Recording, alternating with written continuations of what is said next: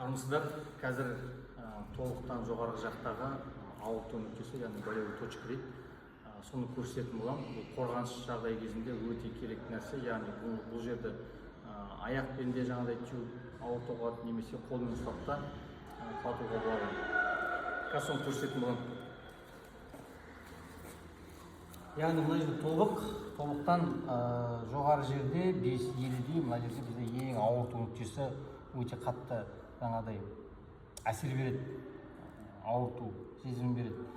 Осы жерден мысалы ұстап қазір мына жердегі сүйекпен мына басатын болса, адам құлайды. Ол қанша салмақты болсын, қанша мықты болсын, себебі біздер мына жердегі сүйекке жаңағыдай күш түсіріп жатыр.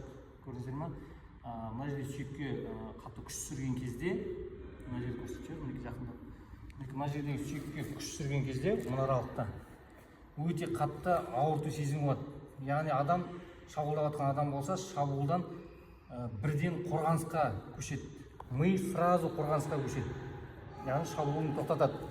Осы сәтте біздер өзіміз әртүрлі әдістер қолданып, яғни өз-өзімізді қорғай аламыз. Бұл жерде мысалы, бұл жерде мысалы біздер әртүрлі жағдайда мына жерден теуге болады, немесе құлаған кезде, шабуыл кезінде басына тепкен кезде ұстау арқылы, басымызды қорғау арқылы, басымызды қорғау арқылы шынтақпен осы жерден соғуға болады, жұдырықпен осы жерден жаңағыдай соғуға болады. Көріп тұрсыздар ма, ең ауырту әдісі өте қатты жүретін жер. Яғни сүйекке біздер әсер етеміз. Осы